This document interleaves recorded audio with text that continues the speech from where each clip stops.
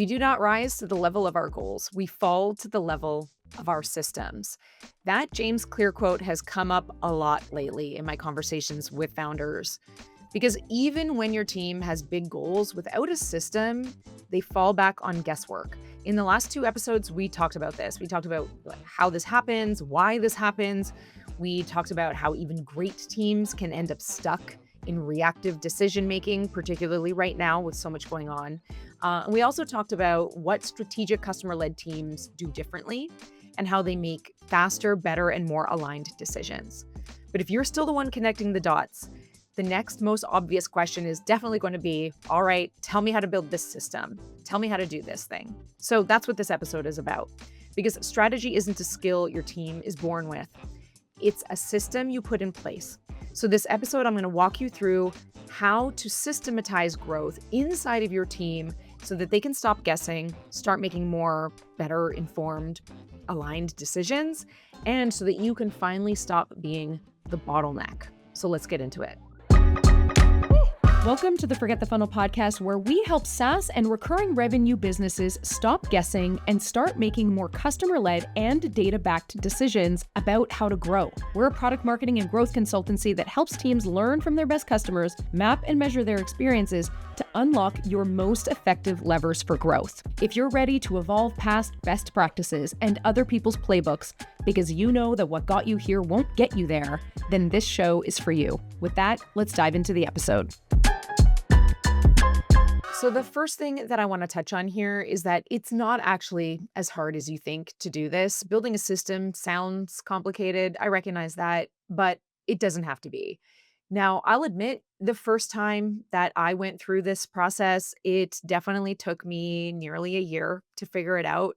There was a lot of trial and error. And that's actually exactly why I want to go through this today, because it doesn't have to be this way. It doesn't have to be that complicated. And so I'm going to talk through the sort of step by step. I'm going to walk through it and then I'll sort of recap it and give you some resources so that you can dive a little bit deeper and get into the nitty gritty detail of it. But for this episode, what I want to do is give you the broad base understanding across the top of what this process looks like and how it can apply to you and your team and why it's such a valuable process. Now, it is not as hard as you think. It doesn't have to take very long. It can be maybe a couple of weeks, but what I want to stress here is that the very act of you and your team going through this work together is actually part of what is so valuable about it. So it's not just about the destination, it's about the journey as well. I know, it sounds a little bit cheesy, but it's very, very true. So the first thing that we need to do, despite maybe what you might be tempted to do, is to identify the customers that you want more of. Now, I say despite what you might be tempted to do because I talk with a lot of founders that are really worried about the customers that they're not getting right now.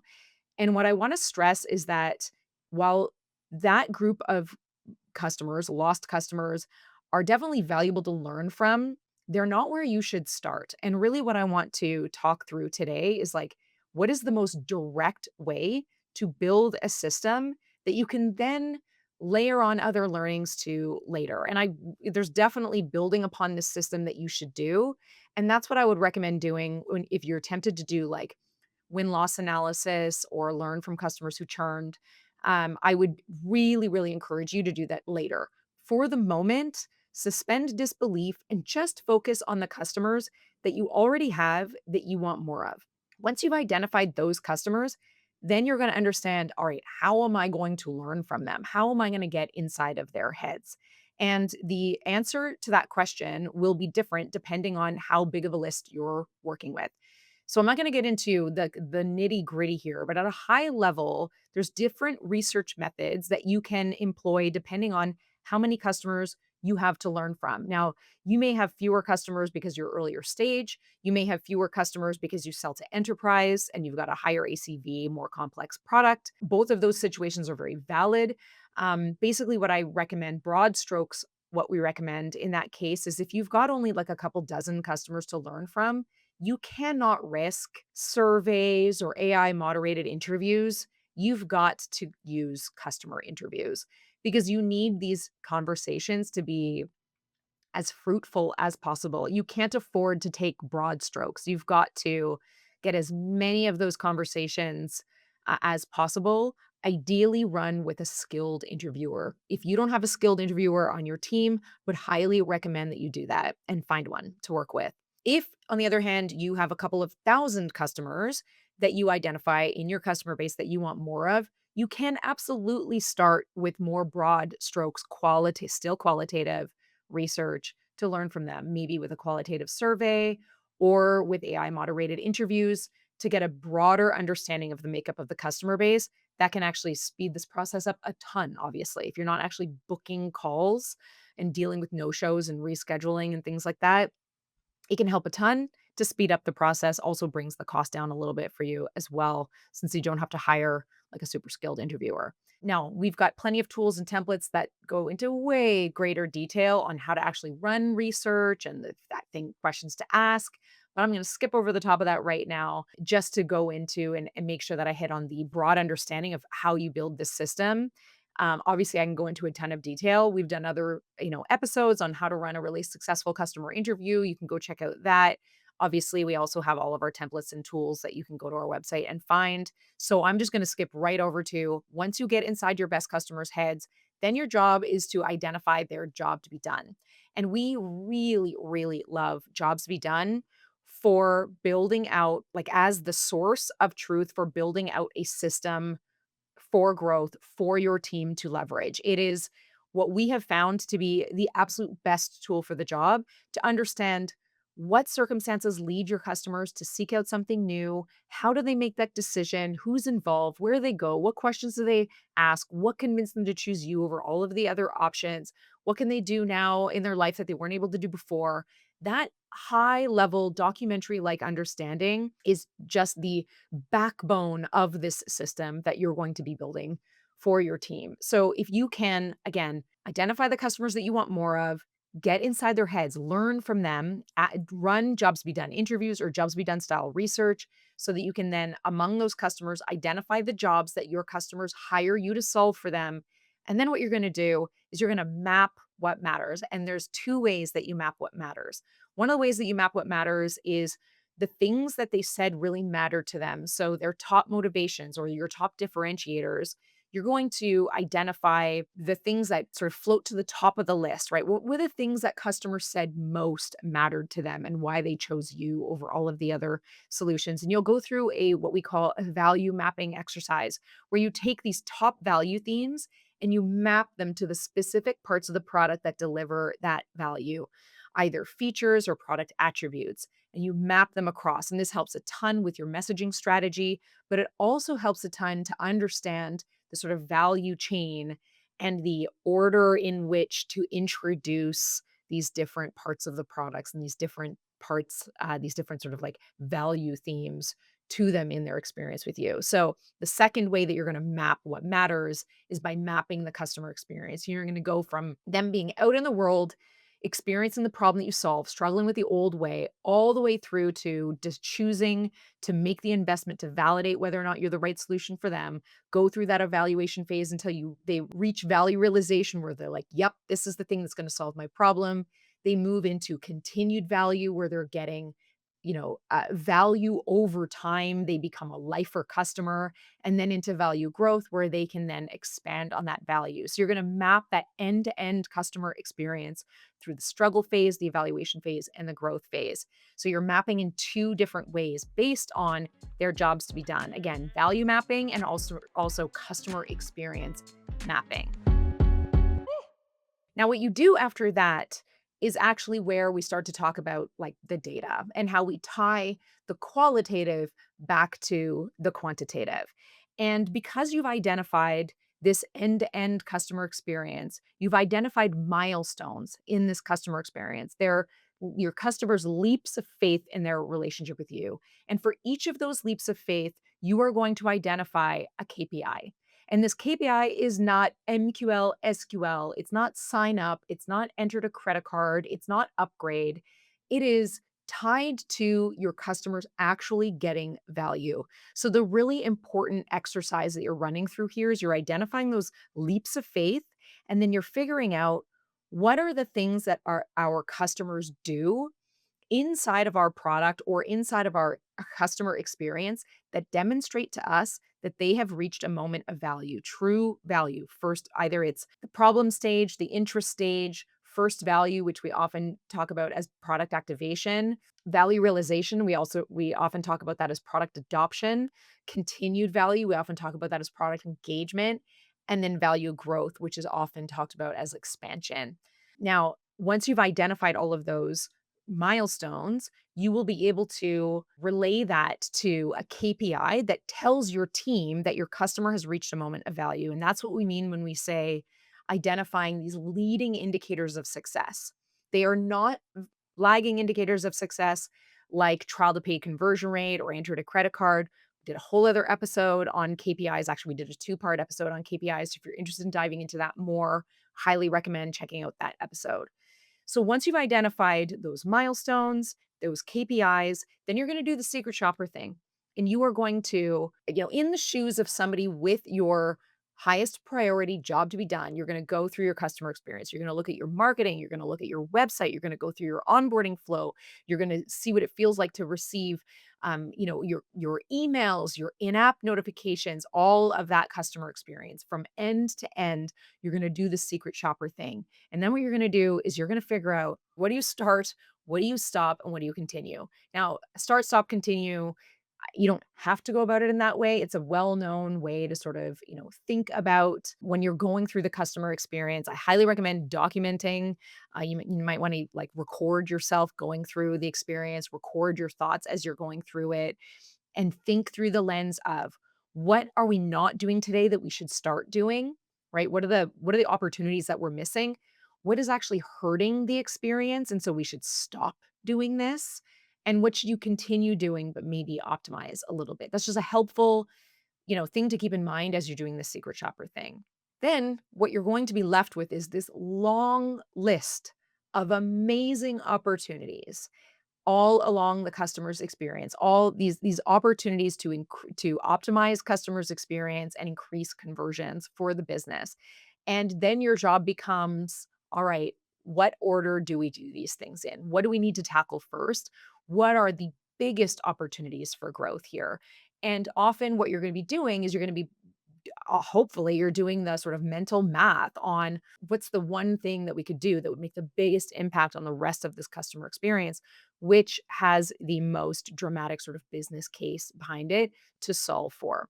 Now, there's lots of reasons and ways that you might want to make this decision. I'm not going to get into that. It might be really obvious to you because you're going to be like, oh, wow, this thing is totally broken. We know we need to fix this. In other cases, there's so many things to fix that you're really going to have to go through a prioritization exercise. I'm not going to go into detail on that now. If you are interested in hearing more about that, let me know. But that's basically your job now, is find and make the business case for your team prioritizing fixing some of this experience, right?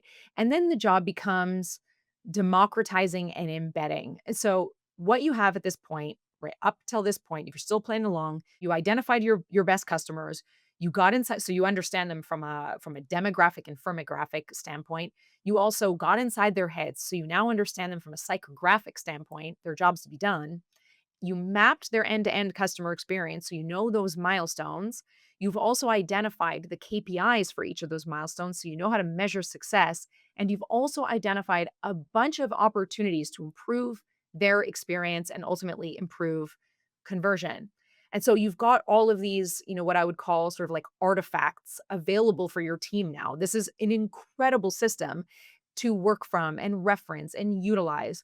But what I want to sort of warn against here is that systems need to be supported, they need to be democratized, they need a ton of buy-in internally, and they need to be constantly kept up and maintained and supported and evolved and updated over time. And so there's a couple of things to think about here.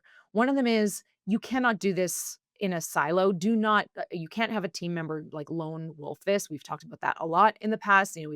We've talked to a lot of like heads of marketing or heads of product marketing or heads of product or heads of growth that will attempt to do this solo.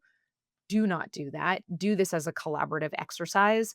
If you're a founder listening to this, this is something that, like yes, you might want to choose a champion internally to lead this work, but it is critically important that you involve the major sort of strategic players in the company. Generally, Any heads of go-to-market teams, head of product, should be involved, and like anybody on the exec team should be involved in this process. So it's really, really important that you not only involve those people. We have done episodes before on who to involve and how to mobilize your team, how to choose who to involve.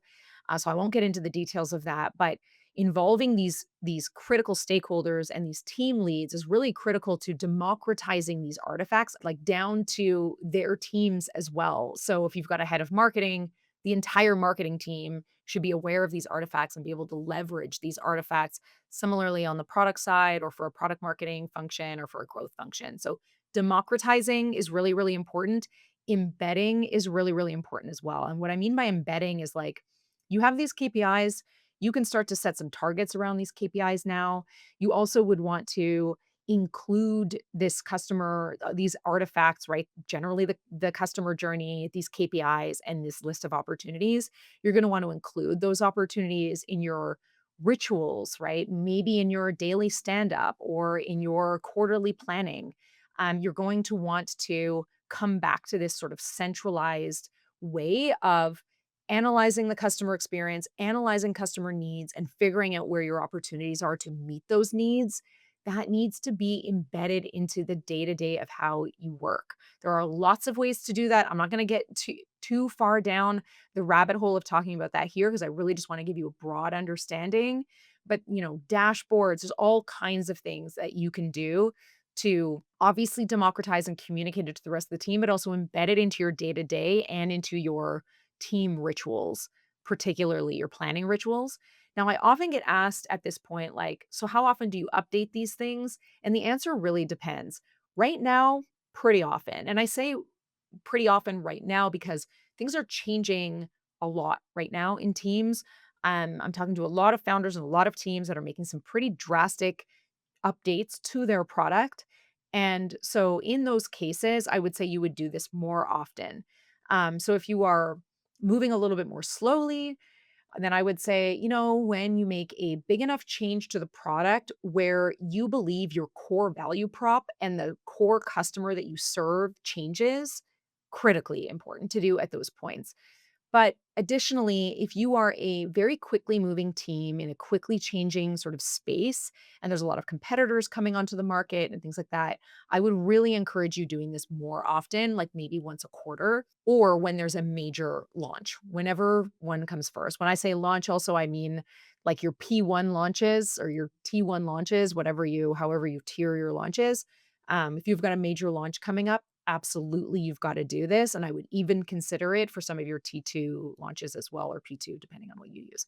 So more often right now, who knows, maybe it'll slow down again one day, but not that tech was ever moving slowly, but it's increased pace. So basically you get the opportunity to be more organized. And if you didn't check out episode 2 in this little mini series, I would highly encourage you to do that because I talk a little bit more about being able to compartmentalize opportunities and not be too reactive. And so these tools are what give you this sort of like the way to organize opportunities so that you can revisit them on the regular and as you need to make updates to the customer experience and improve conversions across your customer experience. So, in a nutshell, the customer led growth process is basically this, right? Number one, get inside your best customers' heads, map and measure their experience, and then identify your biggest levers for growth. This is the crux of the sort of backbone of what the Forget the Funnel book is about. So, if you're curious more about this process and to learn more about this process and if it might be right for your team, I would highly encourage you to check out the book. We worked very hard to make it a short book, a very actionable and practical book.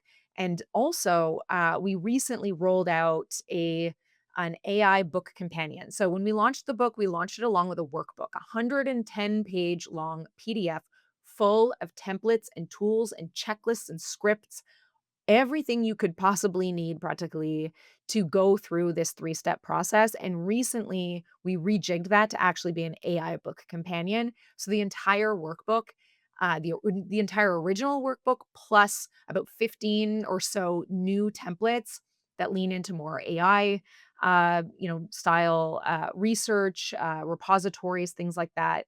are now included in there as well. So, again, if you're interested in potentially using and building the system for your team to move away from guesswork, I'd highly recommend that you pick up the book and to understand this process in more depth. There's lots of stories and examples in there as well.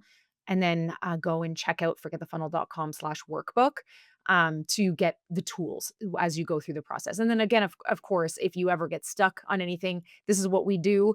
So if you do get stuck, you can always reach out to us for help. And we do work with teams one on one as well. So the takeaway for this episode is hopefully you're realizing it's not actually as hard as you might think. And also try not to think just about the destination here because the very work it takes to get to this end result is so valuable. And it really helps sort of anchor your team in what matters to customers, customer needs, and figuring out how to meet those needs. And there's nothing that's more important right now. There's so much chaos going on in this space right now. There's so much activity that it is I have been finding in my conversations with teams and just in tech, but also in marketing and growth and product marketing. There's just a lot happening right now. And so there is this frantic sort of activity that is occurring right now. So if you can go through this activity with your team and really anchor your team around like actual customer needs, there is nothing that is more valuable. Even if this feels like something that you might not have time for, I would really, really encourage you to take a step back in order to take leaps forward. This is the right thing to do right now because there is a strong push towards vibe coding, vibe marketing, and busyness. There's a lot of busyness happening right now. Pretty well every market is being commoditized. Marketing and distribution is becoming more and more difficult and more costly. So to reorient your team around actual customer need, and when I say team, I don't just mean your marketing team, I mean your product team as well, and the leadership team and the executive, right? To really get back to basics on what actually matters to customers and what are genuine customer needs and live in that problem space a little bit more in the solution space.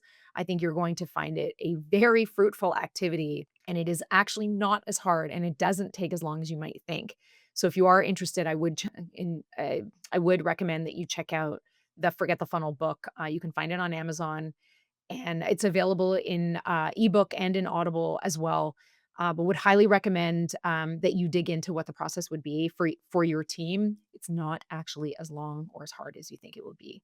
The other important thing that I want to call out here, and I kind of just touched on this, is like making sure that you are putting customers at the center of everything that you do right now. Again, I'm putting a lot of emphasis on like right now, because SaaS teams are either like hair on fire or stuck in analysis paralysis. And if you focus and orient your team around customers, customer needs, the problem space, you cannot go wrong. It's the most meaningful constraint that you could possibly add to your team. It is going to be the most strategic anchoring for your team in a moment like this, in the current landscape of SaaS.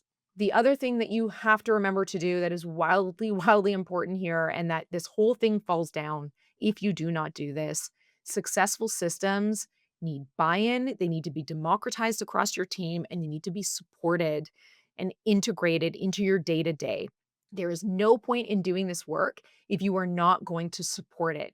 So don't lone wolf it. Don't try to do this on your own. If you work in a team, involve other team leads and strategic partners. This is absolutely a team sport.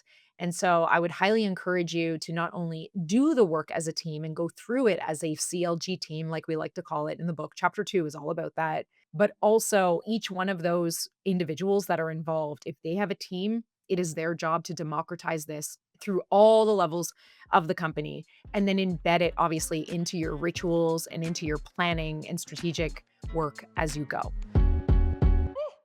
So hopefully this sounds like a system that is accessible to you and available to you. It absolutely is. We've done this hundreds of times with companies. Thousands upon thousands of companies and teams have read our book and implemented this. I get emails all the time with thanks, and nothing makes me feel better than teams that say that they, went through this process together and it has helped them, again, sort of democratize customer understanding, reorient so that they actually are a customer led first team, data informed, customer led.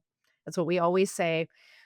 This is absolutely doable. And it is applicable in many situations. I know there are sometimes outlier situations, like you don't have that many customers to learn from, or your earlier stage, or your later stage, or you're missing key team members. And all of that is very true. Obviously, there's always going to be edge cases. If you get really stuck, again, I would say, like, read the book, go to the workbook, which is now an AI companion, or you can always reach out to us again at forgetthefunnel.com if you get stuck. We'd love nothing more than to help you.